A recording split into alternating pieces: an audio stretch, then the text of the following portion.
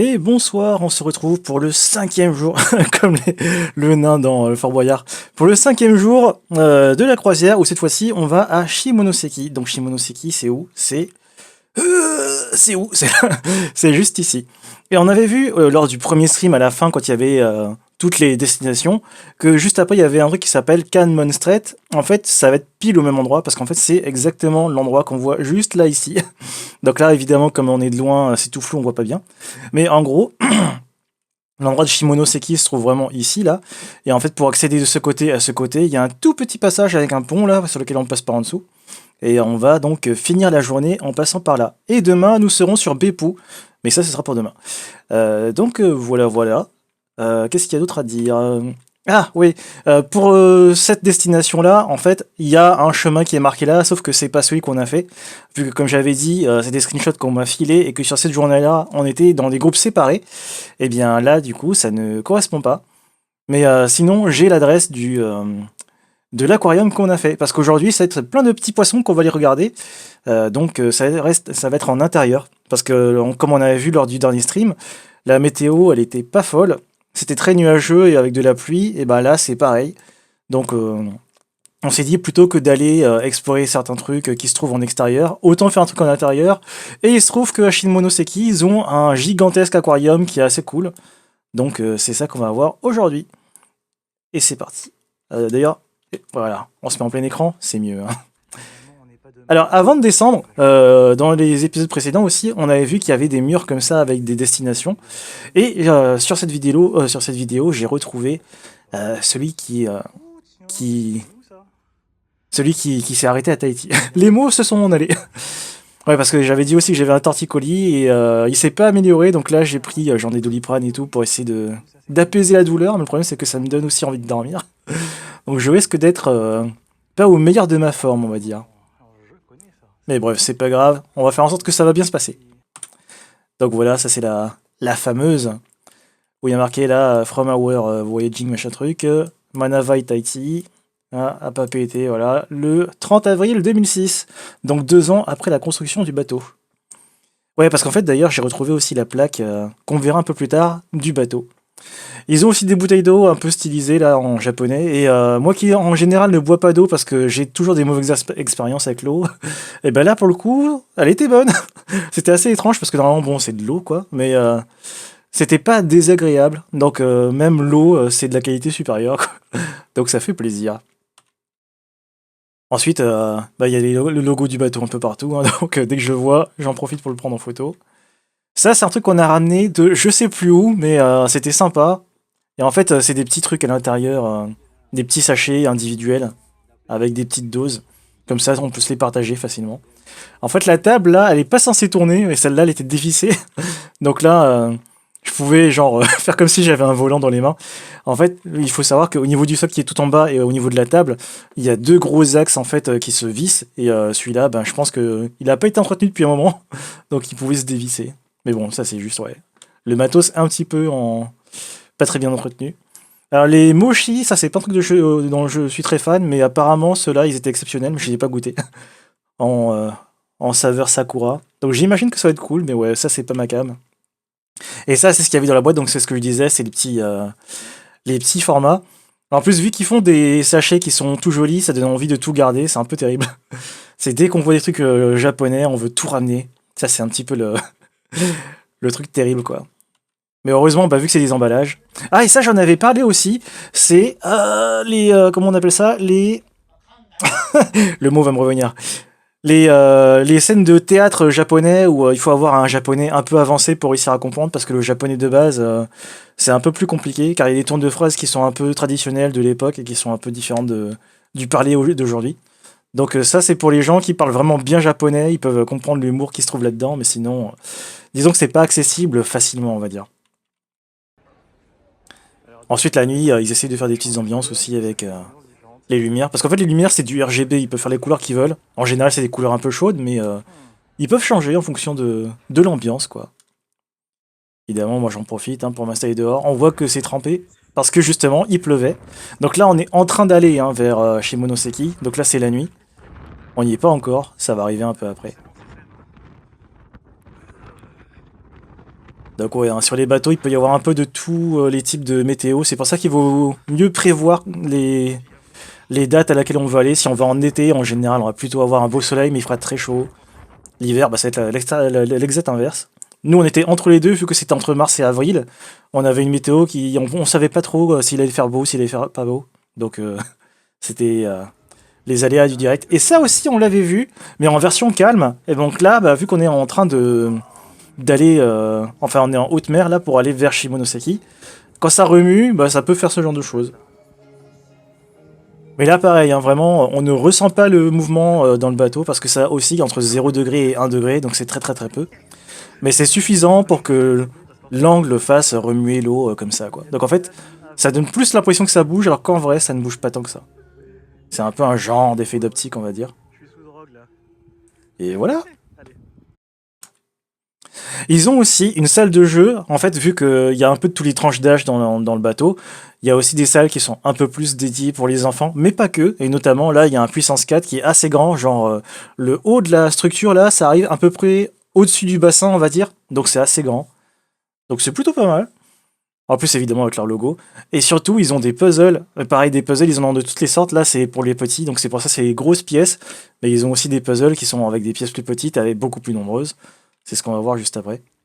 Et en fait, c'est une salle où c'est trop bien parce que même s'il n'y a pas beaucoup de place, en fait, si on commence un puzzle et qu'on va, je sais pas, aller chercher un truc à manger, on revient, personne ne va toucher à notre truc. Ça va rester là comme si c'était réservé. Et donc, quand on revient, on peut continuer son puzzle tranquille. Il n'y a pas quelqu'un qui va nous prendre la place.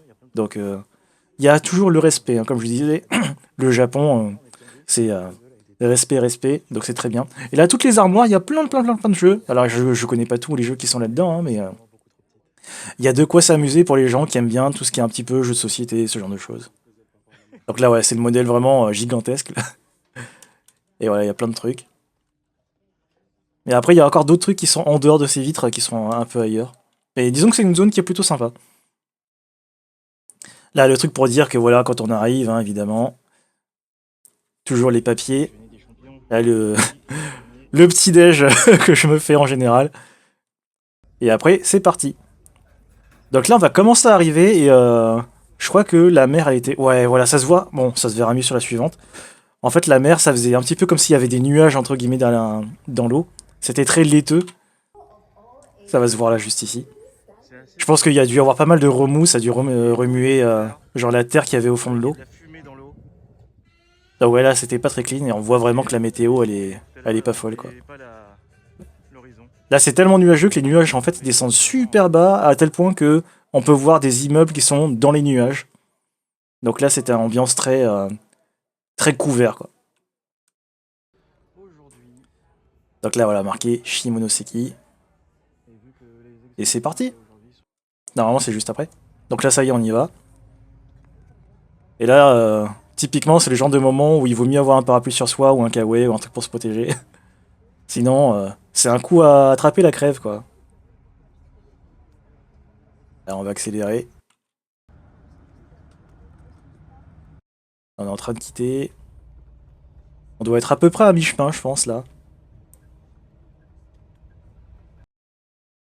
Et là, on arrive juste avant l'aquarium. En fait, le bus nous dépose à un endroit qui n'est pas exactement devant l'aquarium. Il nous dépose un peu plus loin dans les routes qui sont en parallèle. Et après, c'est à nous de traverser. Donc, ça donne l'occasion de visiter un peu. Bon, après, là, il n'y avait pas grand-chose de très beau, on va dire, à regarder. Mais c'est plus qu'on sera à l'intérieur où là, il y aura des choses à voir. Ils ont aussi des grandes roues, en fait, à quasiment chaque destination. Je crois qu'il y a une grande roue à chaque fois, mais je suis pas sûr que c'est vraiment systématique. Mais apparemment, les grandes roues, c'est vraiment un truc que normalement on est censé voir, quoi. Et ça, en fait, sur le plan qu'on a vu où il y avait une grande ligne droite, ça, c'est ceux qui sont partis de l'autre côté, ils sont partis voir ces statues-là, qui apparemment sont des statues qui sont très connues, que nous, pour le coup, on n'a pas fait, parce qu'en fait, on allait pile juste derrière, là où il y a le bâtiment avec des briques rouges, là. Alors, nous, on est allé là. Et ce truc-là, il s'appelle le Kakiokan, je crois, un truc comme ça. J'ai pris une page YouTube, Google pour voir ça. On va vérifier juste après. Est-ce que c'est marqué ici? Normalement, je crois que c'est marqué. Hein. Ouais, voilà. Kaikyokan, voilà, c'est ça le nom de l'aquarium. Bah tiens, on va aller voir sur la page Google. Alors, où est-ce que c'est? C'est ici. Hop, hop. Donc Kaikyokan, je crois qu'on peut voir des images. En fait, ce que je voulais, c'était surtout le plan. Normalement, on devrait pouvoir voir le plan, je sais pas où. Mais en gros, c'est un aquarium qui, je pense, a quand même une bonne réputation par rapport à d'autres zones. Est-ce que si je mets map, ça marche? Google Maps. Sinon, ce que je fais, c'est que je prends genre ça, hop, hop, et alors je vais chercher de ce côté au cas où, on sait jamais s'il y a jamais des informations. Et donc on va marquer Google Maps, hop, bon le temps que ça charge, allez, allez.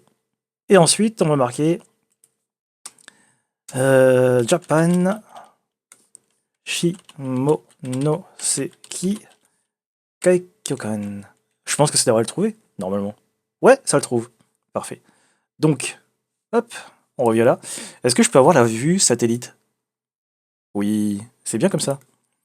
Donc en fait, c'est vraiment à cet endroit-là. Et en fait, si on regarde Shimonoseki, qui se trouve vraiment dans cette zone, nous avec le bateau, on passe comme ça, là-dedans.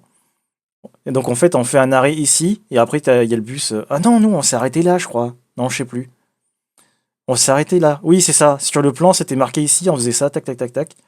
Et après, il y avait la ligne droite qui faisait ça pour aller sur l'île qui se trouve ici. Sauf que nous, on s'est arrêté là. Et donc sur ce truc, est-ce qu'on peut voir? Je sais pas. Ouais, on est à passer par l'entrée par ici, on a fait tout le tour. En fait, il y a plein d'étages, je crois qu'il y a 4 étages. Et après, on ressort par l'extérieur, genre quelque part par là. Et on a testé des sushis japonais d'une qualité. Oh là là, c'était incroyable. Et ça, on le verra aussi après. Et donc après, bah, pour le retour, pour partir, on passe par là, par ce fameux pont. Et après, bah, on arrive sur Beppu, mais ça sera pour demain. Donc voilà, en gros, aujourd'hui, ça va être une petite journée où ça va être en intérieur, on va avoir beaucoup de poissons. Et ce sera plutôt demain où là, ça va être vraiment très intéressant parce que les sources chaudes, c'est un truc. Vraiment, c'est un délire, quoi. Mais ça, ce sera pas aujourd'hui. Donc voilà, on arrive vers l'entrée. Il y a des petites statues, évidemment, hein. Le petit billet. Donc ça coûte genre 2000 yens pour rentrer là-dedans. 2000 yens, on avait vu que bon, c'est pas très très cher, hein. Donc ça va, c'est très abordable. Et pour ce qu'il y a à voir, franchement, c'est très très rentable, hein. Et donc voilà, ça c'est le plan. Donc là, je crois que c'est comme le modèle aux États-Unis, hein, où en fait, rez-de-chaussée, ben eux, c'est premier étage. Donc en fait, là, ça fait rez-de-chaussée, 1, 2, 3. Sauf qu'il y a du sous-sol aussi. Et je sais pas si on a accès à toutes les zones. Je pense qu'il y a des trucs qui sont réservés au staff, j'imagine. Mais globalement, on a fait un bon gros tour. Donc il y a eu des choses à voir. Évidemment, des trucs pour prendre des photos pour les petits.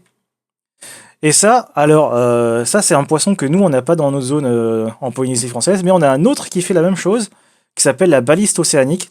Mais ça, c'est pour le coup, c'est pas celui-là. Mais apparemment, c'est une technique que certains poissons ont pour faire leur nid, et en fait, et leurs petits sont là-dedans, quoi. Ce qui fait qu'en fait, de loin, ça se voit qu'il y a des petits qui sont dans cette zone. Donc là, c'est pour montrer un petit peu le fait que les nuages sont vraiment ultra bas. On dirait que c'est un mix entre nuages et brume. Ce qui fait qu'on voit pas trop de délimitation entre les deux, quoi. Voilà, c'est ces poissons-là qui ont fait l'espèce de truc circulaire qu'on a vu. Et apparemment, les races de poissons qui peuvent gonfler, là, un peu comme genre les poissons globe, corps, je sais plus quoi, il y en a vraiment beaucoup, beaucoup de races, parce que moi j'en connaissais genre deux ou trois, pas plus, mais je me disais que bon, bah sûrement il y a que ça. En fait, il y en a vraiment beaucoup, beaucoup, beaucoup qui ont cette capacité à gonfler.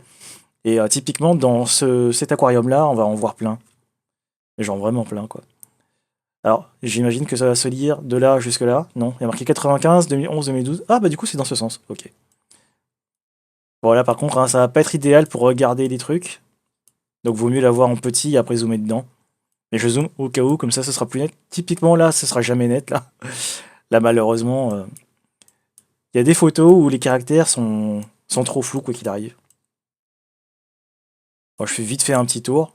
On voit le stade des évolutions de la bestiole. Et voilà. Donc ça date de 95 jusqu'à 2022. Donc ça a l'air d'être vachement long, leur truc. Et voilà, donc ça, c'est genre un modèle assez classique qu'on peut voir un peu partout. On en voit aussi dans les îles. Nous, on en a des comme ça. Alors, ceux qu'on a, nous, il y a les diodons et les tétrodons. Tétrodons un peu plus rares. Ceux-là, je connais pas toutes les races, hein. Je connais ceux qui sont des endroits où j'ai fait de la plongée, mais là, déjà, on n'est pas dans la même zone, et puis je connais pas tout.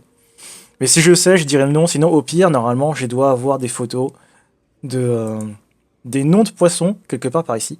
C'est pas le bon dossier, ça, hein. Si? Non. Je vérifie. Oui, là. Alors, si jamais, normalement, je devrais pouvoir en retrouver quelque part par là. Bon, je me laisse sur le côté, on sait jamais. Voilà. Ah, c'est fini, j'avais pas vu. Non, en vrai, je vais juste réduire parce que...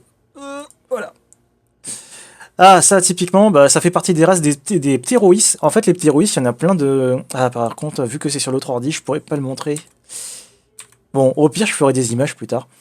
Mais en gros, les ptéroïs, c'est ce que les gens appellent les rascasses. Mais en gros, le nom scientifique, c'est ptéroïs.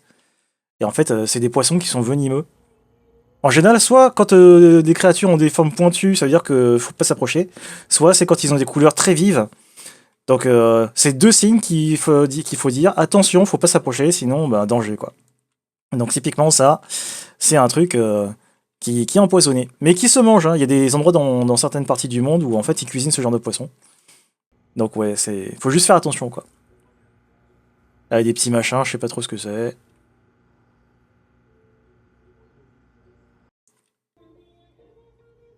Alors, ça, je crois que c'est requin, je crois que c'est chabon, bambou, je sais plus quoi.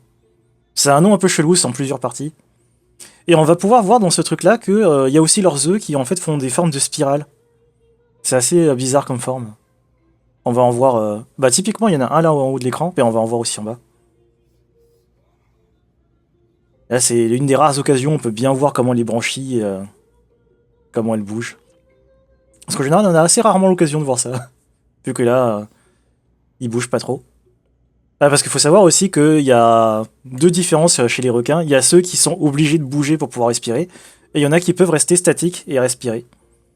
Donc bah là, ça fait partie du cas où il peut ne pas être obligé d'être en mouvement pour pouvoir bah, respirer tout simplement, quoi. Et donc là, c'est les espèces de petits machins qu'on voit qui sont un peu genre vert kaki foncé là, où ça fait un genre de spirale. Bah en fait, c'est leurs œufs. Donc ouais, c'est vraiment une forme qui est assez atypique, quoi. Ouais. Hop. Là, il y a une petite murène qui apparemment elle a été abîmée. On voit sur le dessus, à l'arrière, il y a une partie qui a été enlevée. Sûrement, elle s'est fait bouffer par un truc. On va le voir après. D'ailleurs, on va pouvoir voir ses narines aussi dans le petit trou là quand à un moment elle va venir. Genre juste après. Donc ça c'est une petite, hein, parce qu'après on va en voir une qui est vraiment énormissime, c'est vraiment pas du tout la même taille. Et là hop, coucou. Ouais, couillou. Ouais, c'est en général dans les entrées des aquariums, ils mettent d'abord des petits machins, et c'est plus on va avancer dans l'aquarium qu'il y aura des choses impressionnantes. C'est un genre de mise en bouche, on va dire. Là, il y en a un petit qui est caché dans le sable, là, qui a la même couleur du sable, on voit juste l'œil noir là, avec la forme de la bouche devant. Et sinon, il s'est mis dans le sable. Il y en a plein, pas mal qui se cachent dans le sable. Typiquement là, c'en est un. Ensuite, qu'est-ce qu'on a là? Là, c'est un squelette de... Alors, je sais plus c'est quoi comme race de baleine, mais du coup, c'est un squelette de baleine. Et je crois que ça fait partie des grandes espèces, genre les baleines bleues ou quoi. Là, je sais pas ce que c'était, elle a voulu m'expliquer, mais forcément, elle parlait en japonais, donc j'ai pas compris. Mais je pense que c'était pour voir les huîtres, comment ça fonctionne, pour voir les perles à l'intérieur, je suppose. Je sais pas trop. Et ça, c'est la sortie, c'est par là qu'on sort. Ouais, en fait, c'est ce modèle de baleine-là, le squelette qui se trouve juste en dessous. D'ailleurs, quand on ira vers la sortie, on verra qu'il y a d'autres choses. Il y a aussi des squelettes de dauphins. Il y a la mâchoire inférieure d'un cachalot, qui est tout en finesse, parce qu'en fait, la tête, elle est énorme. Ça fait genre un tiers de sa longueur totale. Mais par contre, la mâchoire inférieure, elle a pas du tout la même dimension. C'est vraiment tout fin, quoi. Ouais, donc là-bas, il va y avoir les petits poissons. Et ça va être après, quand on va aller dans les étages supérieurs, où il y aura des trucs un peu plus impressionnants à regarder, quoi. Je sais pas si c'est classé par zone de profondeur, si c'est littoral, machin truc. J'ai pas l'impression. Je crois que c'est plus classé par espèce que par zone. Parce qu'en fait, il y a des endroits où ils font par zone pour montrer, en fait, dans chaque zone, il va y avoir des espèces qui vont plutôt vivre à certains endroits qu'à d'autres. Mais là, je crois que c'est pas trop ça qu'ils font. Donc là, on va surtout être dans les petits machins moins impressionnants, et puis après, ça va être plus cool. Mais ils ont l'air d'essayer de refaire un genre de décor. Donc j'imagine que c'est les genres d'endroits dans lesquels on peut les trouver quand même. Là, un petit poisson qui se colle à la vitre. Ils ont pas la tête des poissons nettoyeurs, mais apparemment ils ont le même genre de comportement à rester contre les parois. Donc je sais pas trop si c'est la même famille. Mais je pense pas. Je suis pas sûr. Là pour le coup, il y a plein de poissons, j'ai jamais pensé à regarder les descriptifs qui étaient marqués au niveau du... Au niveau du... Ah Les mots ne viennent plus, c'est terrible. Au niveau de la vitre là, parce qu'en général tout est marqué, hein, mais le problème c'est que comme d'habitude, si c'est pas traduit, ben pour savoir, c'est un peu chiant quoi. Il y a des petites méduses. Alors des méduses, il n'y en avait pas beaucoup, je crois qu'il y avait 3 ou 4 enclos, pas plus. Donc je pense que c'est pas trop la zone pour ça, mais il y en avait quand même. Donc c'est l'occasion de pouvoir les observer, parce que c'est pas un truc qu'on peut voir facilement dans la vie de tous les jours, quoi.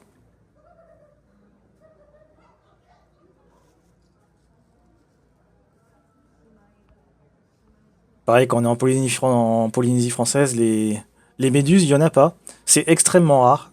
Et quand il y en a, c'est vraiment un cas sur je sais pas combien, quoi.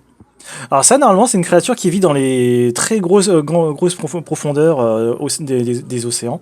C'est un truc, en fait, qui n'émet pas de lumière. Et en fait, ça, c'est un effet d'optique par rapport à la lumière que nous, en fait, on envoie sur eux pour les voir. Et en fait, c'est quand ils vont refléter, ça fait le même délire que le prisme, comme le logo de Pink Floyd, où quand t'as un rayon blanc qui va traverser le truc là, la paroi, ça va diviser et fractionner la couleur en plusieurs couleurs pour faire un genre d'arc-en-ciel. Bah là, c'est pareil. En fait, normalement, ça ne fait pas de lumière.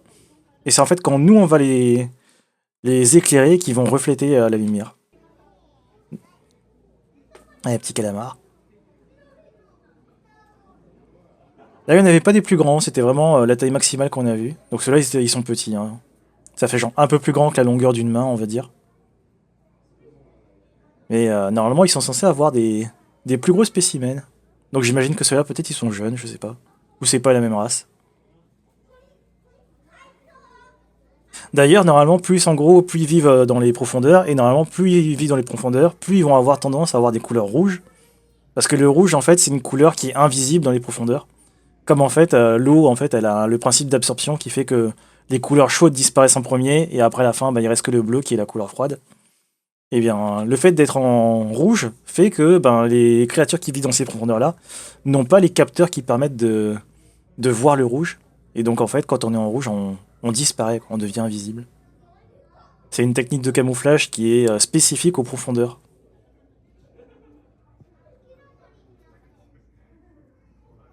Et pareil, leur langage qu'ils vont utiliser, ça va être la bioluminescence, qui apparemment est le langage le plus répandu. Donc c'est assez impressionnant. Parce que c'est un truc qu'on voit jamais vu qu'on ne va pas dans ces endroits-là.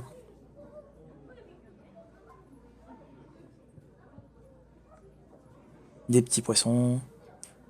Alors comme j'avais dit, hein, quand on était sur la Corée et qu'on a visité le marché de poissons, quand on a l'habitude de consommer des produits qui viennent de la mer et qu'on vit en bord de mer, dès qu'on voit des poissons, ça ouvre l'appétit et ça donne faim.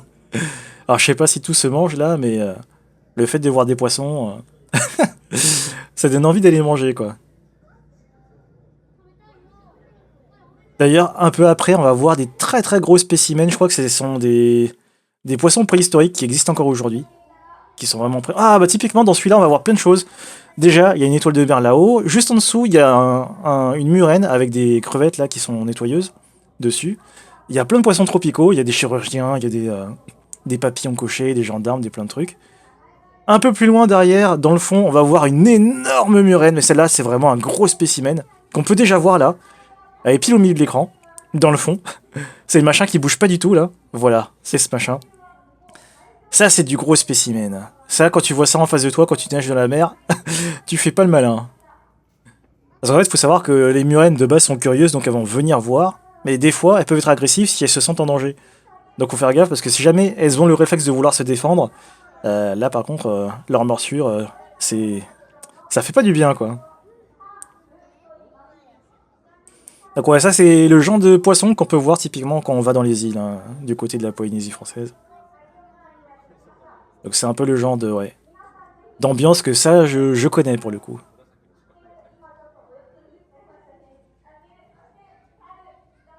D'ailleurs, je crois que vers la droite, normalement, on va voir aussi un nason. Je crois que c'est nason à éperon. Ouais, voilà, c'est celui-là. Si c'est nason à éperon bleu, ça veut dire qu'en fait, au niveau de la nageoire à l'arrière, là, il y a des espèces de petites excroissances qui vont sur les côtés.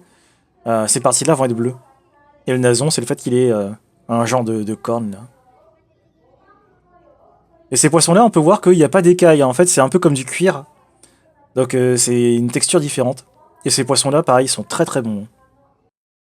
Ça, c'est le genre de truc à cuisiner au barbecue, c'est génial.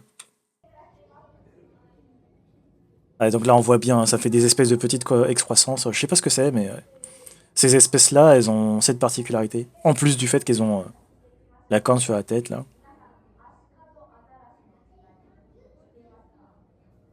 Et en fait, quand on parle de famille de poissons, genre les chirurgiens, les balistes, tout ça, en fait, c'est qu'ils vont globalement avoir la même forme, mais ils vont avoir des petites différences. Genre, on va voir un peu plus tard, il y a un baliste Picasso qu'on va voir. En fait, tout ce qui est baliste, ils vont avoir une forme vraiment très particulière qui les identifie. Et pareil pour les chirurgiens, pareil. Donc en fait, à chaque fois, ça va être le nom qui regroupe la famille et après ce qui les différencie, quoi. Genre baliste titan, baliste olivâtre, etc., etc. A vraiment une forme particulière, hein, celui-là. Ouais. Hop. Ah là, typiquement au fond, là, au milieu, on voit qu'il y a un poisson qui a plein de couleurs. Je sais pas ce que c'est comme race, mais quand on sait pas, en général, si on voit qu'il y a plein de couleurs, c'est qu'il faut éviter de s'approcher. Là, j'imagine que celui-là, ça doit être le même délire. Il doit sûrement être toxique, venimeux, je sais pas trop quoi. Donc faut faire gaffe. Après, il y a aussi l'extrême inverse, hein, genre les poissons-pierres, les poissons-scorpions, qui vont, eux, vont vouloir se fondre dans le décor pour être passés inaperçus, mais qui sont ultra venimeux. Genre le poisson-pierre, c'est le poisson le plus venimeux hein, parmi tous les poissons. Si on se fait piquer, faut tout de suite aller à l'hôpital, mais genre le plus vite possible, parce que sinon, bah, c'est fatal, quoi, on en meurt. À l'époque, quand j'étais petit, il y avait de la prévention contre ces trucs-là, parce que c'est quelque chose qu'on a beaucoup. Et puis au fil des années, ils ont arrêté de le faire, et quand ils ont arrêté de le faire, les cas de blessés et de décès ont augmenté. Parce que typiquement, les gens en fait n'étaient plus au courant et les générations d'avant n'ont pas transmis ces connaissances. Donc ouais, il faut faire très attention. Ah voilà. Alors je sais plus c'est quoi le nom de ces poissons-là, mais c'est des espèces préhistoriques en fait qui existent encore aujourd'hui. Et apparemment, c'est des trucs qui sont vénérés au Japon. Genre typiquement celui-là qui est rouge là tout en longueur. Ils adorent ces trucs-là. En général, chez les gens qui sont ultra riches, qui ont des aquariums, ils vont essayer d'avoir plutôt ce genre de poisson plutôt qu'autre chose. Il y a des gros machins. Là, typiquement, quand on est pêcheur, on se dit oh là là, là il y a à manger, hein. Là, on va se faire plaisir. Après, à savoir si c'est de la bonne chair ou pas, aucune idée. Et là en bas, là, je crois que c'est genre un énorme poisson-chat, il me semble. Ça, c'est des trucs qu'on voit pas chez nous, donc je connais pas trop ces espèces. Mais c'est vraiment des beaux spécimens, hein.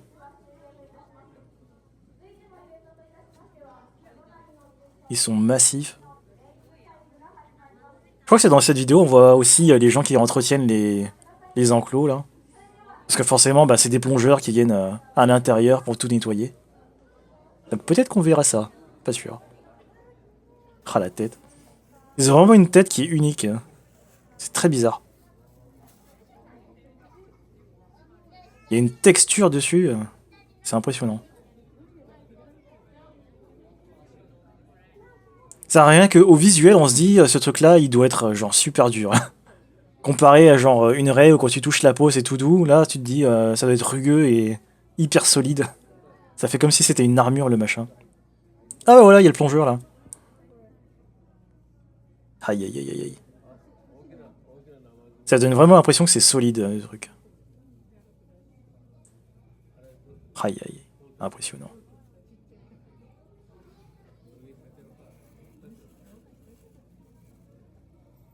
Et il s'en va.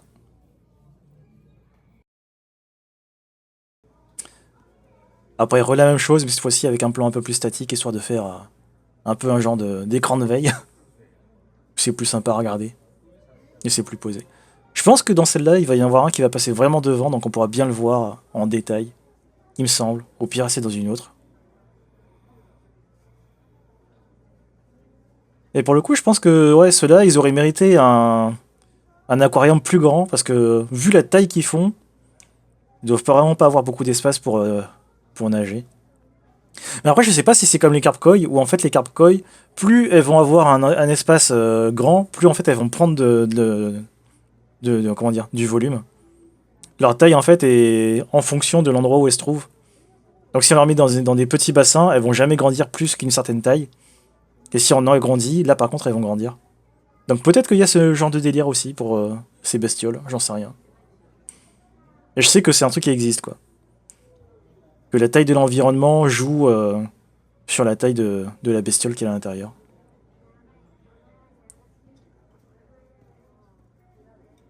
On voit qu'il y a plein de particules hein, aussi dans leur flotte là. Je sais pas ce que c'est. Ça en général dans les maisons, quand on veut commencer à avoir son premier aquarium et qu'on veut avoir plein de poissons, souvent ce qu'on va avoir c'est les espèces de petits poissons néons comme ça. Parce que c'est des poissons qui vivent en groupe. Donc en général on en prend plein d'un coup. Donc ça remplit facilement un aquarium. Là, il y a des petits poissons, ça fait un peu comme les phases, mais en fait, ils se confondent avec les branches en étant tout en longueur, en prenant le plus possible la couleur de la branche sur laquelle ils sont. Là, typiquement, il est pile en face, là. Il y a le nez du côté de la gauche, là, et puis... et il y en a un deuxième sur la branche plus sombre. Il y a des petits poissons un peu plus normaux, entre guillemets. Ils font un peu penser à la forme des mulets. Alors, je sais pas si c'est la même famille, mais ça donne l'impression que c'est ça. Les mulets, chez nous, c'est les poissons qui adorent le pain, donc quand on veut les attirer, il suffit de balancer du pain et ils viennent d'un coup. Les poissons qui sont pas du tout effrayés par l'espèce humaine, ils viennent sans problème. Ça, je sais pas. Mais ça ressemble au genre de poisson qu'on peut voir. Mais il est tout aplati sur le dessus. C'est assez curieux.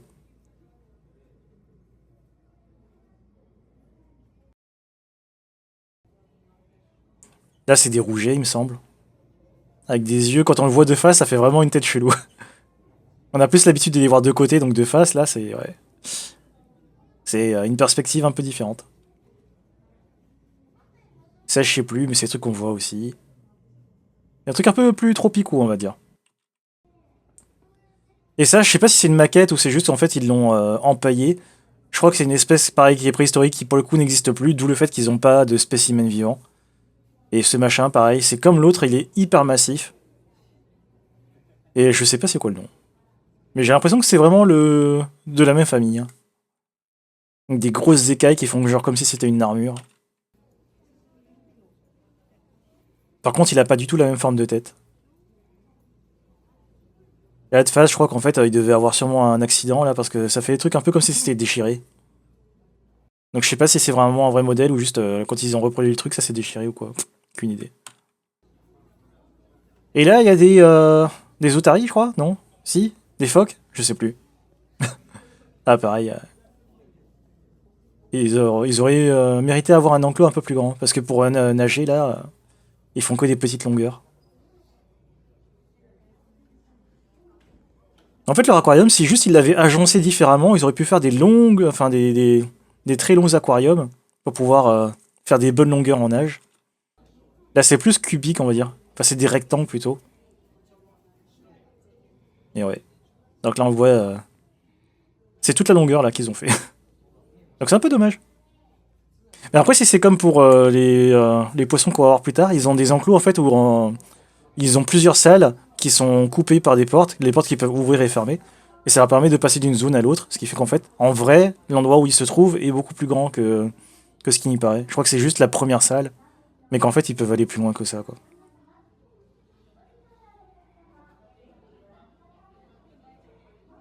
Alors, on voit sur la nageoire, il y a les petites griffes pour pouvoir accrocher des poissons et tout. Ensuite, là, il y avait un beluga. Ça aussi, c'était cool d'en voir un. Parmi toutes les races de dauphins, c'est le seul qui peut tourner le cou. Donc il peut faire des directions hyper serrées. Et ça fait partie des plus intelligents.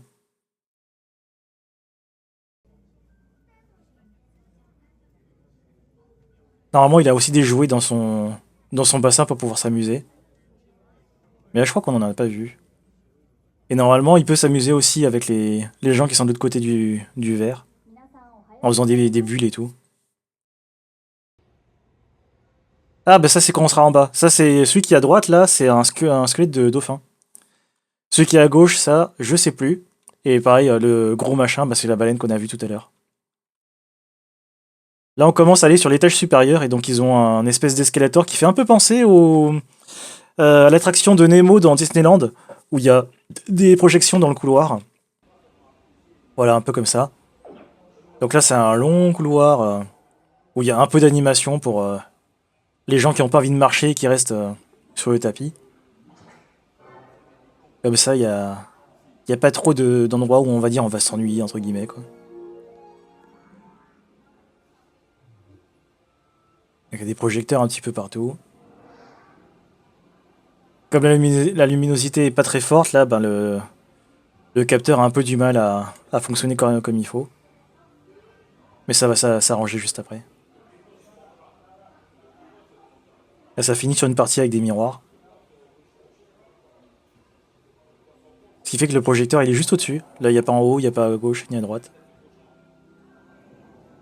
Et je pense que c'est un peu dommage de faire des séquences comme ça, parce que si c'est des longues séquences, ça veut dire qu'il faut rester sur le tapis pour tout voir. Et là, c'est moi. Coucou. Et c'est reparti. Est-ce qu'il s'arrête là, ici? Non, il continue, hein. Je sais plus ce qu'il y a après, mais normalement, on va arriver sur les premières salles où on va commencer à avoir beaucoup de poissons de plus grande taille. Et des trucs un peu plus exotiques. Genre des tortues, des raies, des trucs comme ça. Voilà, donc c'est ce que je disais, Cadmon Strait, c'est l'endroit où on va partir à la fin, quoi, de la journée. Alors là, pour le coup, ce qui est en face, c'est un aquarium qui est très très grand. En fait, là, ça se voit pas parce qu'en fait, on est sur l'arrière en haut. Et en fait, il est tout en verticalité et aussi en profondeur. Donc là, quand on va descendre, on sera au niveau du bas de l'aquarium. Et en fait, c'est vraiment une grosse pièce, quoi. Et là-dedans, il y a vraiment beaucoup de vie pour le coup. Donc, beaucoup de poissons, il y a quelques tortues, je crois qu'il y en a 3 ou 4, je sais plus. Il y a pas mal de raies. Et après, le reste, ouais, c'est surtout du poisson, on va dire, hein. Et de ce côté, on peut aussi voir quelques requins. Et ce sera quand on sera en bas, parce que là, sur la partie du haut, ça va pas trop se voir. Et voilà, je pense que là, c'est la partie, on va dire, pseudo-principale. Parce qu'en fait, il y a d'autres choses plus intéressantes, mais c'est vraiment l'endroit où la vie est la plus dense, on va dire, quoi. Là, il y a un plongeur. Et en fait, dans les aquariums, quand ils peuvent, en général, ils essayent de faire un truc qui est un peu un classique, on va dire. C'est des endroits où c'est arrondi pour faire un genre de tunnel, comme ça permet de voir les poissons depuis au-dessus. Enfin, depuis en dessous, pardon. Et typiquement, les raies, on les voit pas souvent depuis en dessous. Donc là, c'est l'occasion de voir à quoi ça ressemble pour les gens qui savent pas comment c'est. Parce que sinon, en temps normal, on voit toujours le dessus de l'animal, quoi. Vu qu'il reste au sol, en général.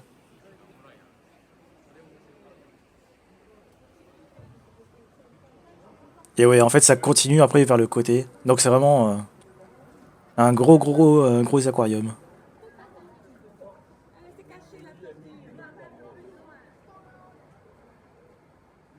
Je sais pas si elles vont revenir, les tortues. Ah si, ouais. Donc voilà, hein. Des petits plans qui restent un peu sympas. Ah, typiquement, là, il y a un requin qui vient de passer. Alors, j'ai pas eu le temps de voir c'était quoi comme race, mais...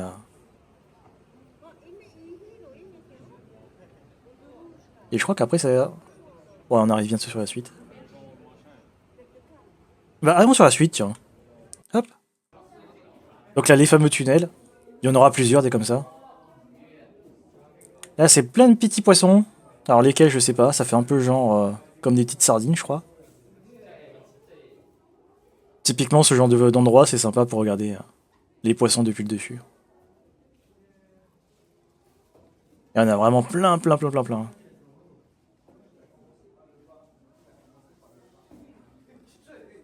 Quand on fait de la plongée et qu'on se retrouve au milieu des bancs de poissons comme ça, c'est encore plus impressionnant parce que vraiment, quand il y a des bulles, normalement ça les écarte, mais des fois, quand ils ont vraiment pas peur, ils viennent autour du plongeur. Et les voir de près et les limite tendre la main pour les toucher, c'est une expérience.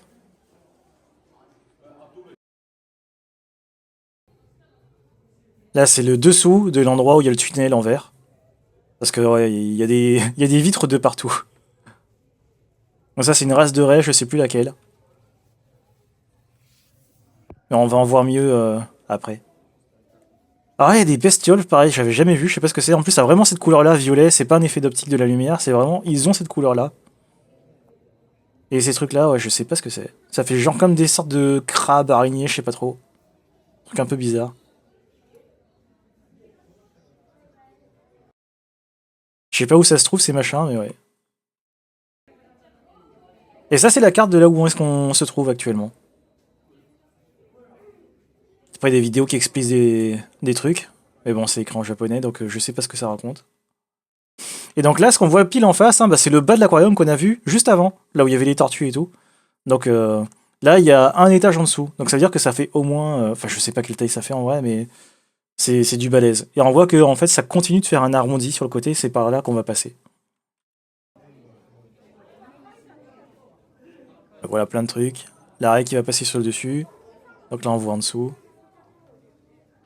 Et un peu comme les baleines, les remontas, tout ça, en fait, les taches qu'on voit sur le dessous, elles ont toutes un motif qui est unique, il n'y en a aucune qui a exactement la même chose, ce qui fait que c'est un peu comme une empreinte digitale pour nous, c'est un moyen de pouvoir les identifier facilement. Le problème, c'est que comme c'est sur le dessous, faut pouvoir accéder à, à ce qui se passe en dessous pour savoir qui c'est, mais sinon, en vrai, ça se reconnaît, quoi. Là, on en voit aussi une qui est dans le fond, là, qui a l'air d'être blanche, très légèrement jaunâtre, là. Je pense que c'est un genre d'albinos, parce que c'est pas des couleurs qui sont normales pour les raies.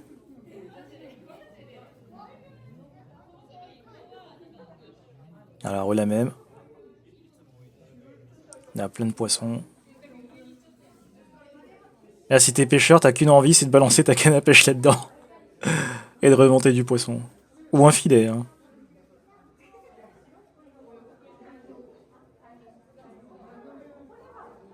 Il y a une des raies qui est en bas, je crois qu'elle était couleur orangée à peu près. Il y en a une, on va la voir aussi pareil depuis le dessous. C'est assez impressionnant. C'est pas des couleurs qu'on a l'habitude de voir chez les raies en général. Est-ce que c'est dans celle-là? Peut-être. Ouais, c'est celle-là, là. On va mieux la voir sûrement dans la vidéo juste après. Je sais plus. C'est vraiment une forme particulière, hein. C'est très spécial.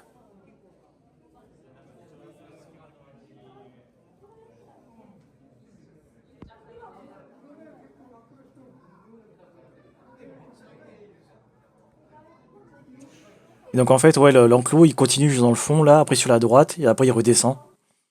Ce qui fait que il est plus en longueur que ce qu'il n'y paraît. Et juste, ils ont un petit couloir pour accéder à une autre zone un peu plus large après. Ah, des fois, avec leur nez, là, ils remontent comme ça, je sais pas pourquoi. Ça, c'est bizarre. Peut-être que ça leur permet de sentir des choses mieux que quand il est à plat. Je sais pas trop. Mais c'est un truc que des fois, on peut les voir faire.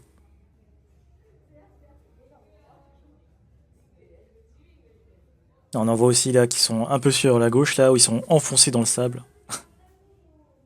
Ils se cachent, mais on les voit, quoi. Ça fait vraiment une tête bizarre. Ah, voilà. Ça, c'est impressionnant. Et là, on peut savoir si c'est un mâle ou une femelle en regardant les petites nageoires à l'arrière. Si ça fait un forme arrondie comme celui-là, ça veut dire que c'est un mâle. Et l'autre, la petite, là, bah ça, c'est un mâle. En fait, quand c'est un mâle, ça fait l'arrondi plus comme deux pointes, alors que la femelle, c'est juste arrondi.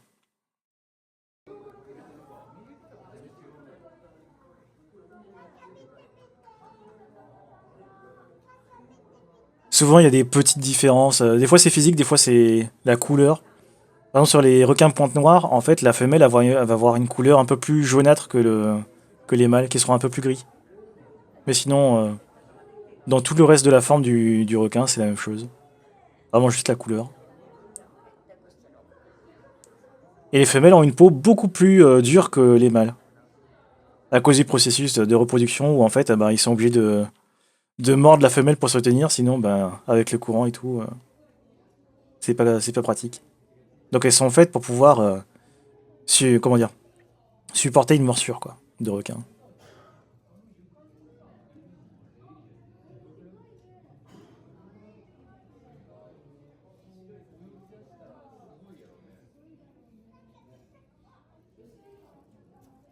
Je sais pas c'est quoi comme matière pour la vitre de l'aquarium, je crois que c'est un genre de plexiglas. Parce qu'il y a des zones où on peut voir la délimitation entre une partie et l'autre. Ça fait un espèce de film légèrement blanchâtre. Mais quand on voit à l'œil nu et qu'on essaie de toucher, on voit vraiment aucune délimitation en dehors de la couleur.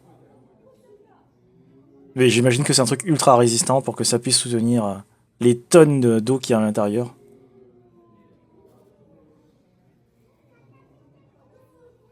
Ah, magnifique. Ça, de près, c'est quand même fantastique, hein. Ah, ça va être la même chose. En plus grand. Enfin, zoomé. Ça sera sûrement moins net, ouais. Parce que le problème, c'est qu'avec le verre, des fois, le focus, il a un peu du mal à comprendre. Parce que comme en fait, il y a un capteur lidar qui permet de savoir à quel endroit les choses se situent, quand il y a une vitre, il va plutôt essayer de faire un zoom plus proche, alors qu'en fait, ce qu'on veut voir, c'est derrière la vitre. Donc des fois, il a un peu du mal à comprendre à quel endroit il faut que ce soit net.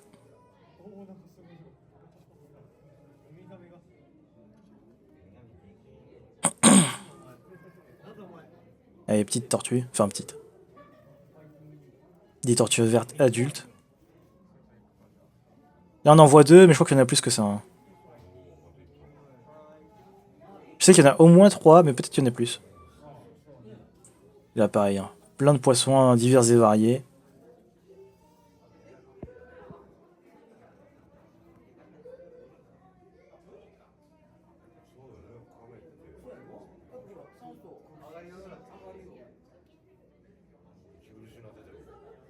Donc là, hein, comme j'ai dit, globalement, c'est du poisson, des tortues, des requins. Globalement, c'est surtout ça. Et je crois qu'il y a d'autres choses qu'on peut voir, mais il faut ouvrir un peu plus l'œil, quoi.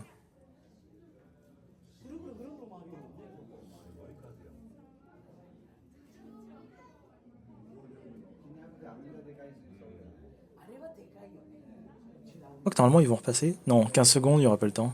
Ils vont pas repasser. Ouais, ce sera... Ah là, on en voit, il y en a trois. Bon, on sait qu'il y en a au moins trois. Et c'est déjà bien.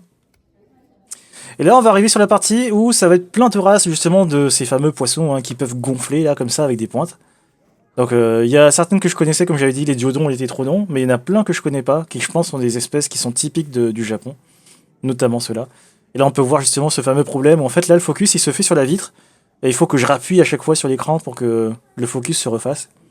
Donc, des fois, c'est trouble, des fois, c'est net, c'est à cause de ce problème de focus qui ne fait pas la bonne distance à cause de la vitre.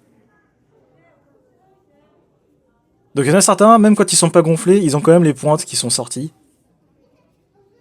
Alors ça peut être juste pour repousser les potentiels prédateurs, mais des fois c'est juste pour faire joli, enfin façon de parler.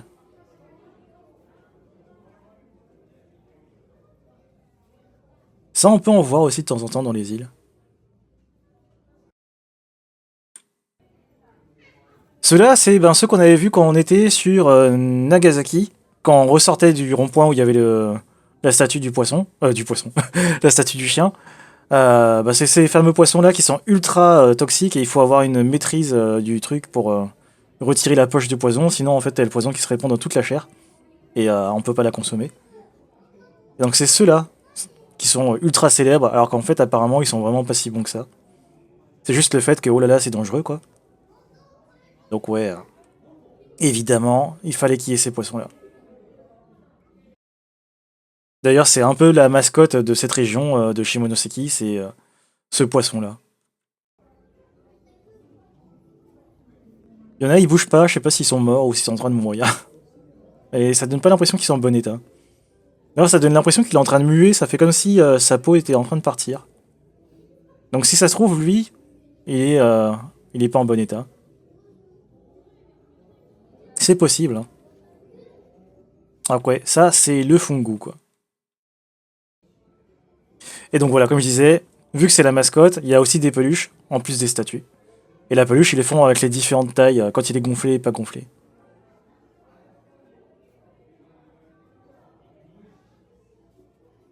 Là, c'est les trucs une fois qu'ils sont séchés, je crois. Après, ils ont mis des yeux pour montrer que c'est là que ça se trouve la tête. Comme ça, on voit comment ça ressemble quand c'est gonflé. Mais c'est assez impressionnant, hein.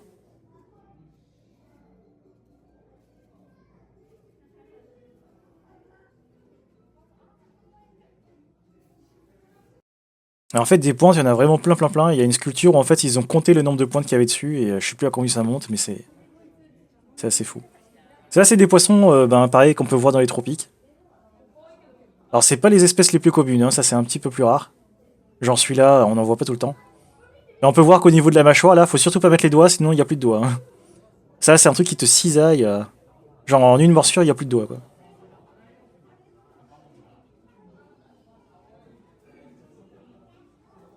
Plein de poissons. Celui-là, il a une forme qui pourrait faire penser à la race des balistes, mais je suis pas sûr que c'en ait un. Parce qu'en fait, au niveau de comment sont positionnés les nageoires, les yeux et le bec, là, c'est un truc qui est très typique de cette forme-là. Là, ceux-là, ça pourrait être des Pokémon, quoi. Ils ont des formes, on pourrait les voir ça dans des jeux vidéo.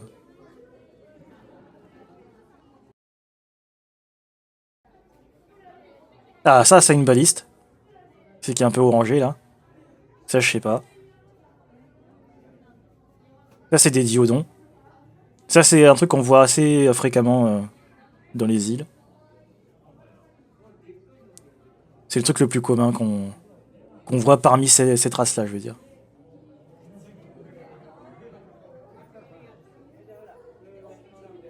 Et la façon dont ça fonctionne leur bouche, c'est trop bizarre. Donc ouais, si on fait de la plongée en Polynésie française, en gros, ces machins-là, il y a moyen de les voir assez facilement, quoi. Ceux-là, là.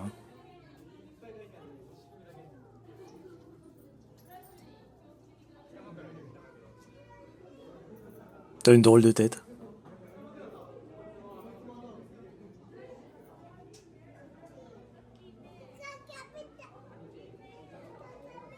Ça, c'est une baliste olivâtre, si je me trompe pas de nom. Normalement, c'est ça, je vérifie.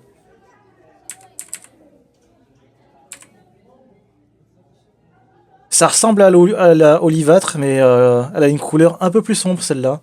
Donc j'imagine que ça doit être, genre, pas très éloigné de ça. Il y a encore plein de petits poissons. Ceux-là, ils sont dans un bac où en fait il y a tout le temps du remous, donc j'imagine que c'est des poissons qui ont besoin d'avoir du courant. Tandis qu'il y en a d'autres qui préfèrent avoir de l'eau qui stagne un peu, qui bouge pas trop. Donc en fait, ils ont aussi des machines qui créent des vagues et du remous pour que ils aient quelque chose qui bouge, quoi. Là, c'était quoi? Ah ouais, un poisson trop bizarre. Ça, j'avais jamais vu. Je sais pas ce que c'est. On dirait un mix entre l'apparence d'un hippocampe, où en fait, des fois, ils ont des espèces de petites pointes comme ça pour faire un peu comme s'ils se confondaient dans les algues. Et je sais pas trop quoi comme poisson. C'est assez bizarre. J'imagine que ça fait partie des poissons qui se cachent dans les végétations, pas dans les algues. Bon, là, comme il n'y a pas d'algues, il peut pas se cacher. Mais ouais, il avait une forme vraiment particulière. Là, encore un autre truc. Lui, il a l'air de souffrir, hein. Il a l'air d'avoir du mal à nager. Là, ça va mieux.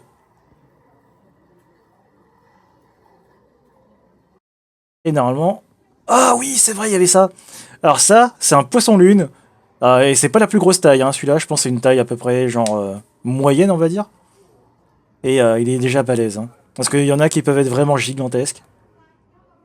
Et ça, c'est pareil. Ça fait partie des trucs impressionnants que j'avais jamais vus.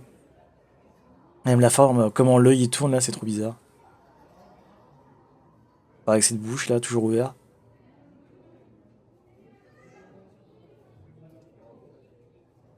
Ça, je pense, ça fait partie des centres d'attraction de l'aquarium.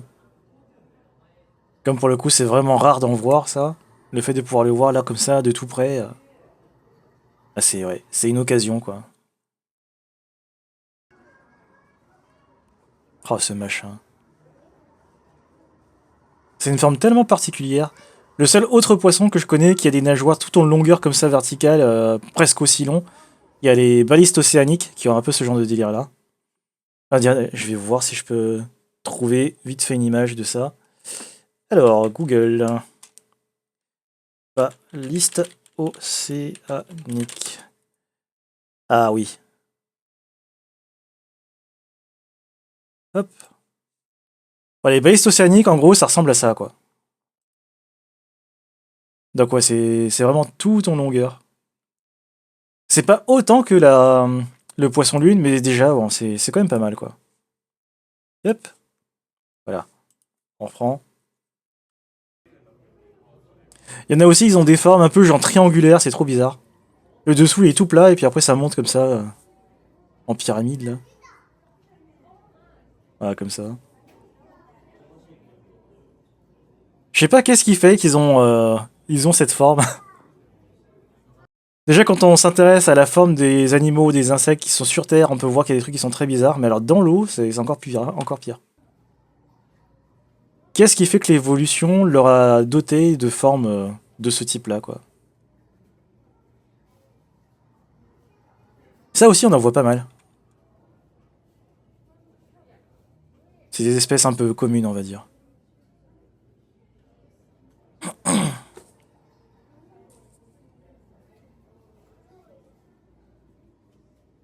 Et ils bougent pas du tout. Ils se reposent, ils sont tranquilles. Ils chill.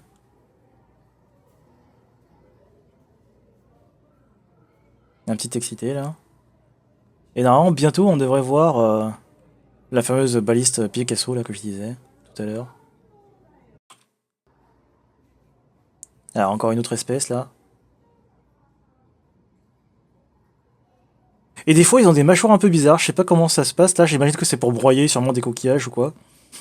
Mais ça donne l'impression que c'est vraiment fait pour broyer. Pas pour couper, là. là, on écrase des trucs. Donc, sûrement pour ouais,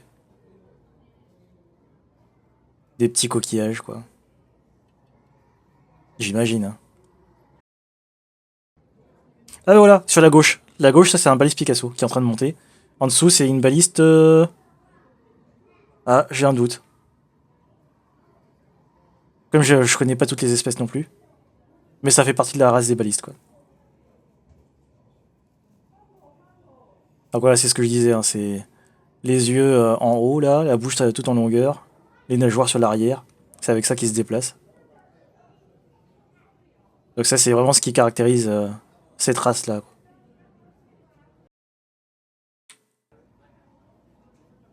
Celui-là, une espèce de cicatrice, là, on dirait qu'il s'est pris une balafre de je sais pas quoi. On dirait qu'il a eu un vécu un peu particulier, là. Il a fait la guerre, le truc.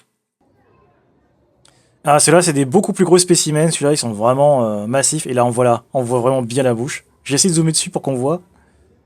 Et c'est... Waouh, c'est impressionnant, hein. Là, pareil, t'as pas intérêt d'y mettre les doigts parce que sinon, il n'y a plus de doigts, hein. Qu'est-ce que c'est que cette dentition? Ça fait un cercle plat avec la même chose au-dessus. C'est pour broyer, quoi.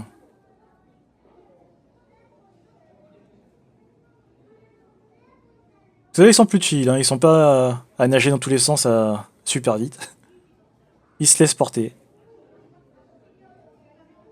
Alors, on s'en rend pas vraiment compte sur la vidéo, mais ils sont vraiment, vraiment très gros.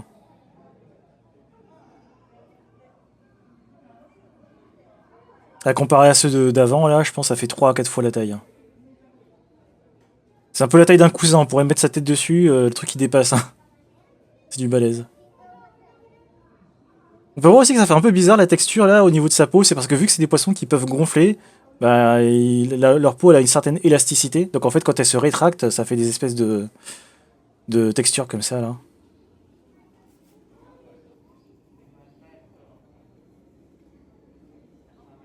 Ouais, des bouches bizarres. Alors on a vu en plus que les autres espèces elles ont, de cette même race là, elles ont pas tous une bouche comme ça, donc j'imagine qu'il doit y avoir une spécificité par rapport à cette race. Je sais pas trop. Ah d'ailleurs là on peut voir ceux qui ont des becs, hein, ben, ça marque effectivement, faut surtout pas mettre la main parce que, à mon avis, ce que ça doit expliquer ce dessin, c'est que ça coupe ça comme si c'était une pince coupante. Donc attention, dangereux quoi.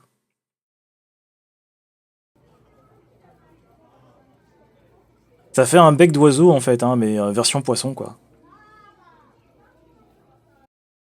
Ouais. Ah, c'est là où ils ont compté le nombre de pointes qu'il y a dessus. Alors ça va être marqué sur l'arrière, hein, j'imagine, sur la planche. Mais là, je saurais pas dire combien il y en a. Mais rien qu'à voir la planche, on peut comprendre qu'il doit y en avoir vraiment beaucoup, beaucoup, beaucoup.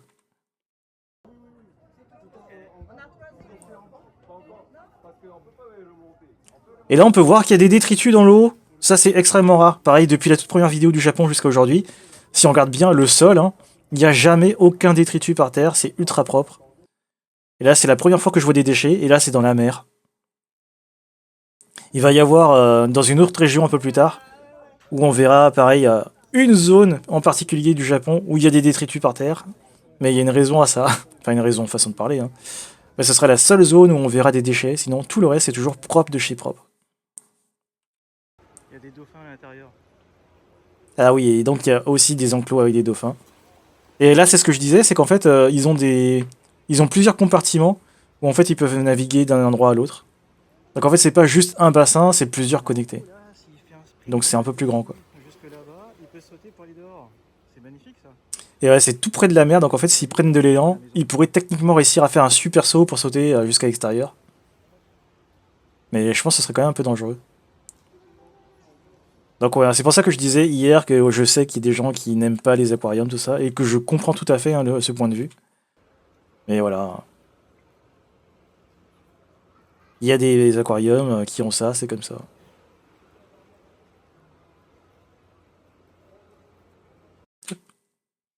Ça, c'est une zone qui était fermée, on n'a pas pu y aller, mais j'imagine que c'est réservé pour les créatures qui sont plus dans un climat hivernal.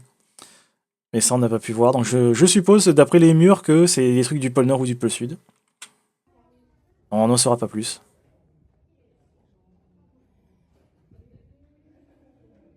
Donc ça, c'est le en bas du même aquarium où il y a les dauphins. Parce qu'il y a une zone en dessous pour qu'on puisse les observer mieux. Quoi. Donc on voit le petit carré, hein, en fait c'est une porte qui s'ouvre, qui permet d'accéder à d'autres enclos.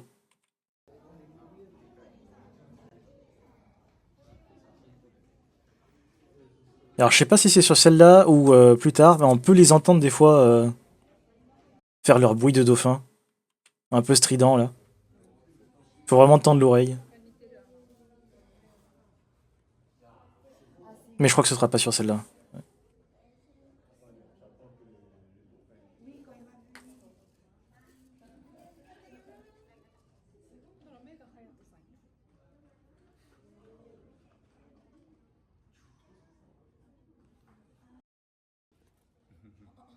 Celui-là, il a des sacrées cicatrices. On sent qu'il a eu du vécu. Là, pour le coup, on peut se dire, ouais, il a fait la guerre, hein, vu le nombre de marques qu'il a sur le corps.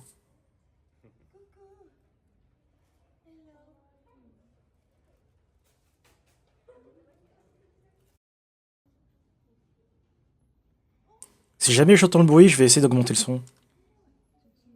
Mais je sais plus si c'est là ou après. Alors, on va augmenter maintenant, au cas où. Ah. Oh, c'est relou ce truc. Allez. Je vais mettre à 50.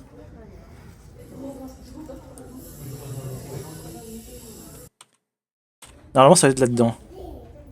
Ou je vérifie.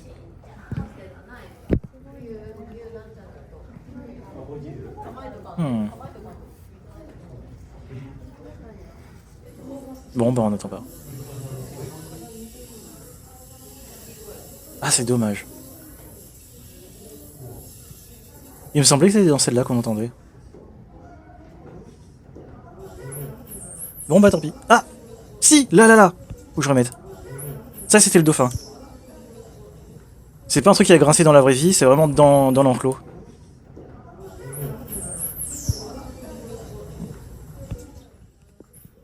Oh, par contre, ça durait pas longtemps. Mais ouais, c'était le genre de bruit qu'on peut entendre des fois. Allez, oh, ce lecteur, il est terrible. Des petits trucs à manger. Bon, là, c'est plus des encas, hein, c'est pas pour faire un vrai repas. Mais ça a l'air sympa.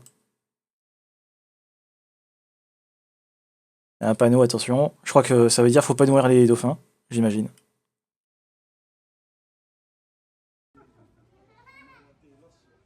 Et évidemment, hein, quand on fait des endroits pour que les touristes puissent venir visiter, qu'est-ce qu'on fait? On place la boutique à la fin, juste avant la sortie. Donc là, c'est le cas. Hein. Là, juste en face, il y a l'endroit pour sortir. C'est sortie définitive, évidemment. Et juste avant la sortie, un endroit pour acheter plein de trucs. Des souvenirs, des bidules, des machins, des trucs. Et comme d'hab, hein, comme on est au Japon, bah, tout ce qui est dans les boîtes pour savoir ce que c'est à l'intérieur, ils font une petite boîte transparente avec ce qu'il y a à l'intérieur. Comme ça, on sait ce qu'on achète. Parce qu'au Japon, ils sont intelligents. Et ils vont même encore plus loin, c'est que si jamais ces trucs qui sont fourrés, par exemple des gaufres où à l'intérieur il y a de la crème, eh ben ils vont montrer à l'intérieur ce qu'il y a dedans pour savoir c'est lequel qu'on prend. Et ça c'est fou.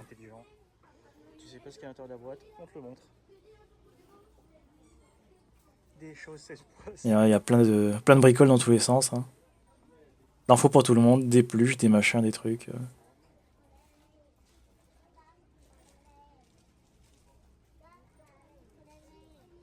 Et après il y a quoi, je sais plus moi.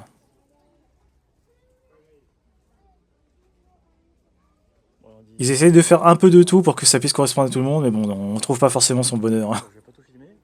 Et si on veut ramener un petit souvenir, il y a toujours des trucs qui prennent pas de place dans les bagages. Ah voilà, c'est ce que je disais. Donc là, ça montre vraiment comment c'est dedans pour savoir c'est lequel qu'on achète. Et ça, c'est génial.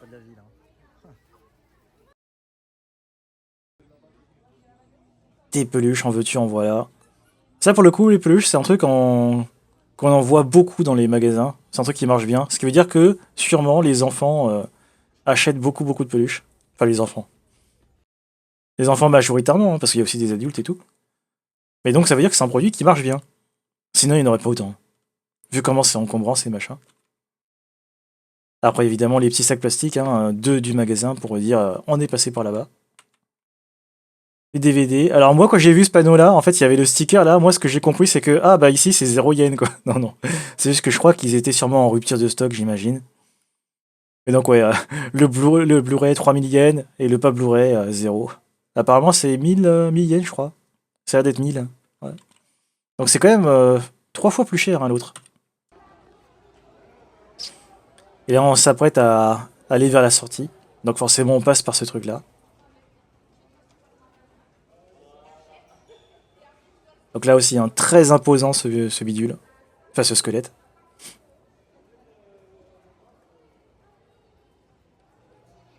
Là, ça permet ça de se rendre compte de la taille que ça fait, mais je trouve que ça aurait été sympa de faire aussi la version en plastique ou en résine, où il y a la peau aussi par-dessus et tout, pour qu'on voit vraiment la vraie taille que ça fait. Parce que le squelette, c'est à l'intérieur. Hein.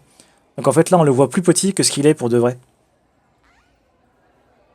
Donc s'il y avait la totalité, ouais, ce serait encore plus imposant que ce que c'est là. Et ce qu'on a pu voir aussi derrière au niveau du mur là qui est accroché, c'est ce que je disais tout à l'heure, c'est la mâchoire inférieure des cachalots. Parce que les cachalots, en fait, leur mâchoire inférieure, elle est toute fine. Ce qui diffère avec le reste de la taille de la bestiole, quoi. Et là en bas, c'était le truc du dauphin, et là, ben, ça finit sur la nageoire. On voit que ça fait vraiment des mains. Alors pareil, des plaques, hein, comme d'habitude. Le truc, c'est qu'il faut traduire en post-prod. Hein. Donc là, voilà, on va vite. Et celui-là, je suis un peu déçu. Enfin, déçu. J'ai pas fait attention à la luminosité de la photo. En fait, si je m'étais positionné juste un petit peu à côté, les écritures qui sont là, en fait, elles auraient été visibles. Et là, en fait, elles sont quasiment invisibles. Parce que là, on était sur le côté où c'était plus sombre à cause du reflet. Donc, il y a des trucs qui sont écrits là, mais alors, qu'est-ce qu'il y a écrit incapable de dire. Ah, des plaques, en veux-tu, en voilà. Hein. Ça raconte plein de choses. En rapport avec l'aquarium, hein, évidemment. Voilà, ça c'est vraiment. Bah, c'est ce qui se trouve là, juste ici, là, le squelette, ça vient de ça. Donc ça, c'est la forme que ça a quand il n'y a pas que le squelette. Nostras gracias balenis. Ça va être le nom scientifique, j'imagine. Donc, au vu de la forme que ça m'a l'air de faire partie des plus grandes espèces de baleines. Ça, c'est quand on va au stand de sushi, de poisson, de tout ce qui est alimentaire, qui est juste à côté, vers la gauche. Ils ont des statues avec à peu près tous les stades de gonflage, là où on voit ici, il y a un petit cœur. Où c'est le fungu, là, qui prend sa taille super gonflée. Et là-dedans, il y a vraiment mais des trucs. Si on avait pu tout acheter, on l'aurait fait, parce que c'était incroyable. C'est l'endroit où les sushis... Attends, je vais juste zoomer sur les plaques. Les sushis sont d'une qualité, mais vraiment inégalable, quoi. Et ça, c'est ce qui drip, c'est que quand on a connu les mauvais sushis de France, qu'ensuite on connaît les sushis incroyables du Japon, et qu'ensuite on en recoute en France, ah, ça fait mal. Hein. Parce qu'en France, ils sont tellement dégueulasses. Si on veut avoir des bons sushis, il faut aller dans des restos qui sont tenus par des maîtres sushis japonais. Mais les prix, c'est vraiment pas les mêmes. Vraiment pas du tout, pas du tout. On paye une fortune pour un truc qui normalement n'est pas censé coûter cher. Donc ouais, c'est un peu dommage. Et là-bas, je me suis fait plaisir. Ouais, bière terrasse. On voit qu'ici, il y a le toit qui est dépliable. Si on était en France, ce serait blindé de monde, même s'il pleut, mais là, il n'y a personne. Et là, on commence à rentrer dans l'endroit où se trouvent tous les trucs à manger. Et là, oh là là là là. Oh. Ah, ça, c'est génial. Là, il y en a à la crevette. D'ailleurs, on voit aussi que la plupart, hein, ils sont tout en longueur, ce qui font en fait, cette partie-là, elle vient se mettre par en dessous, et en fait, on a le riz qui est au milieu. Et ça, c'est oh là là, c'est fantastique. Rien que de voir ça. Là, c'est des vrais beaux sushis du Japon, hein. Genre, typiquement, là, ça, c'est la vraie tranche de saumon. On voit que c'est pas un petit bout à la con là qui est posé dessus, là. Non, c'est vraiment une vraie belle tranche. Pareil là aussi, là. Oh là là là là. Ça donne faim. Les crevettes, les trucs, les bidules. Il y en a pour tous les goûts. Et il y en a un qu'on a appris qui s'appelle le Otoro. Le Otoro, qu'est-ce que c'est? C'est la partie la plus grasse du thon. Et ceux-là, ils sont exceptionnels. Ça ressemble un petit peu à celui-là. Je sais pas si c'en est celui-là, mais ça ressemble. Celui que j'ai pris, je sais que je l'ai pris en photo, donc quand on le verra, je le montrerai. Mais ouais, ça c'est... Oh là là là là. Ça donne envie, ça. Alors les prix qui sont affichés, c'est par pièce, hein. Donc faut bien se rendre compte que quand on se prend une barquette avec un assortiment de plein de trucs, au final, à la fin, ça chiffre, hein. Là, vu que celui-là, il coûte 500, c'est probablement du Otoro, celui-là. Ouais, c'est... Oh là là. Les vrais sushis, quoi. Et là, pareil, on voit des espèces d'assiettes bizarres, ou des espèces de tranches toutes fines, là, toutes translucides, où on voit l'assiette en dessous. Et ben ça, c'est des assiettes avec justement le poisson fungu.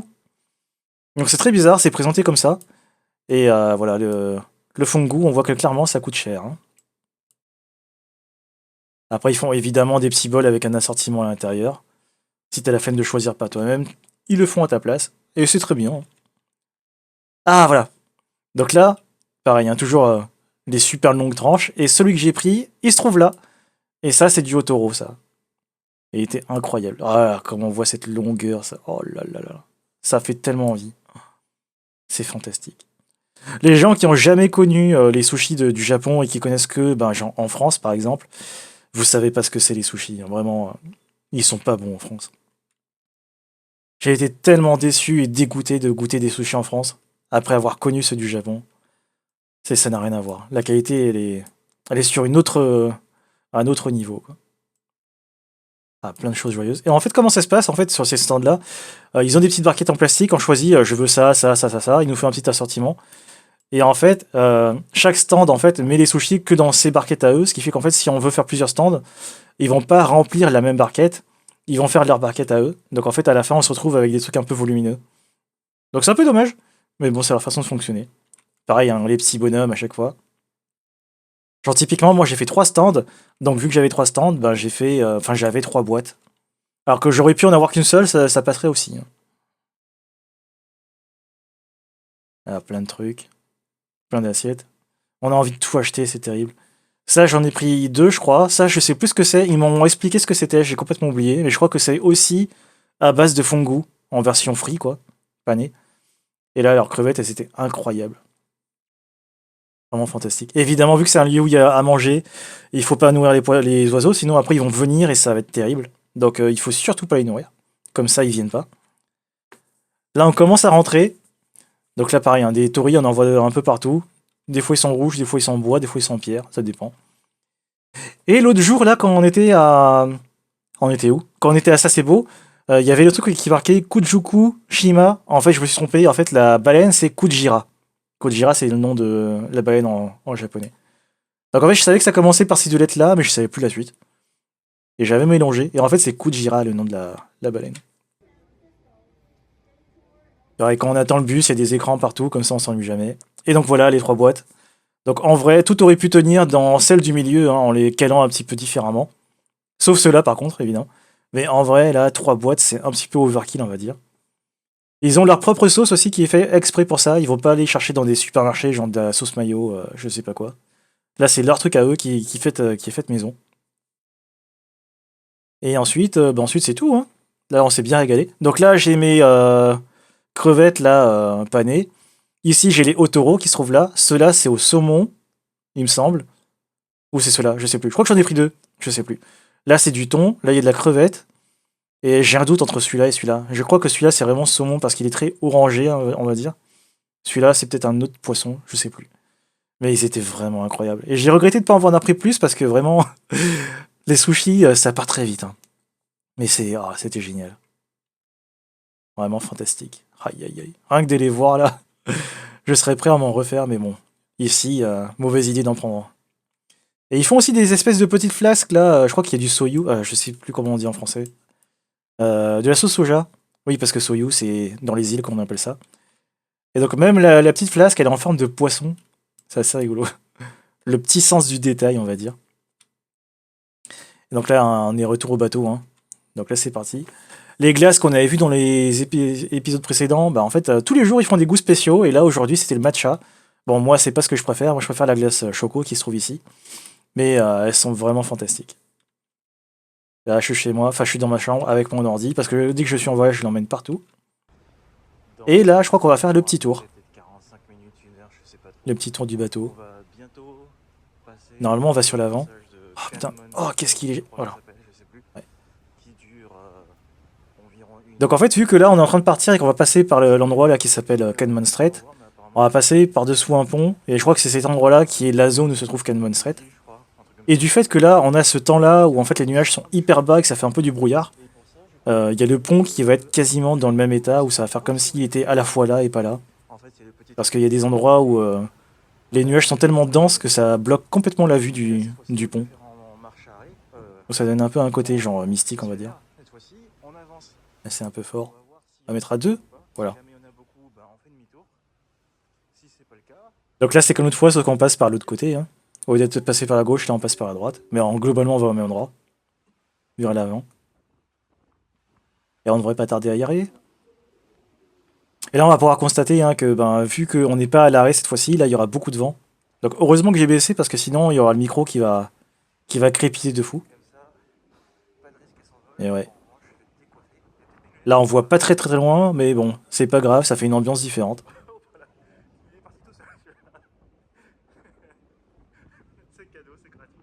En vrai, c'est bien, parce que si on avait eu que du soleil, on aurait tout le temps eu la même façon de voir les paysages. Là, ça donne des ambiances différentes.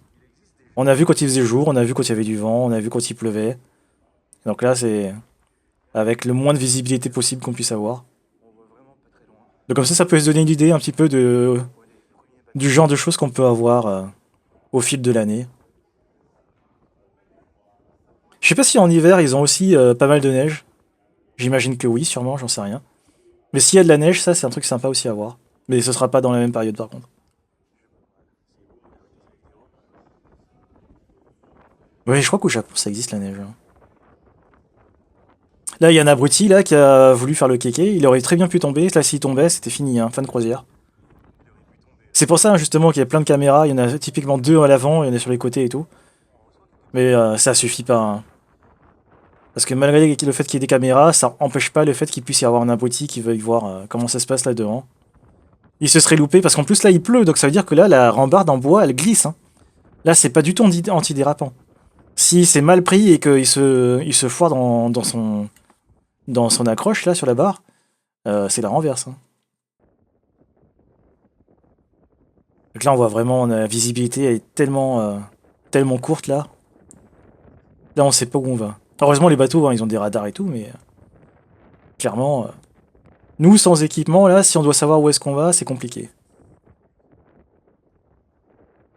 Heureusement, on a plein de staff qui gère ça à notre place. Et ça, c'est la fameuse plaque hein, que l'autre fois j'avais vue mais que j'ai pas filmé. Donc il y a marqué que c'est du Mitsubishi de 2004. Donc ouais, hein, comme je l'avais dit, ça a plus de 20 ans maintenant. Ça a 21 ans, et ouais. Donc ouais, c'est du Mitsubishi qui fait les gros bateaux. Et le voilà, le fameux pont. Donc en fait, ce côté-là, il est encore visible, mais c'est l'autre côté à droite, où là par contre, les nuages sont vraiment au niveau du pont, ce qui fait qu'on ne le voit pas du tout. Évidemment, tout le monde vient voir. Là, voilà, on commence à voir à peu près au niveau du pont. Mais quand on l'aura passé, ce sera encore plus impressionnant. Parce que les nuages seront encore plus denses, quoi. Et là, il y a ce genre d'effet d'optique qui fait croire qu'on va pas avoir la taille pour passer. Et en fait, si, ça passe. Tout le monde qui veut être là au niveau du pont. Moi y compris, hein, évidemment. Et ouais. Et ça y est, on a passé Kenmon Strait. Et donc là, la prochaine destination qui sera pour demain, bah, ce sera Beppu, qui est une zone de sources chaudes. Ce qui fait qu'en fait, un peu partout dans la ville, il y a des sortes de colonnes de fumée qui montent. En fait, c'est les endroits où il y a des sources chaudes, quoi. Ce qui fait que techniquement, on est un petit peu déjà dans l'ambiance, on va dire. Voilà, là c'est l'arrière, du coup c'est la partie qui était à droite qui maintenant se trouve à gauche, hein, vu qu'on est de l'autre côté. Et là on voit clairement qu'on voit que dalle, quoi. C'est assez fou. Le truc il s'efface totalement avec la densité du nuage. Et là on voit vraiment que les nuages sont super bas parce que là ils arrivent carrément au niveau du...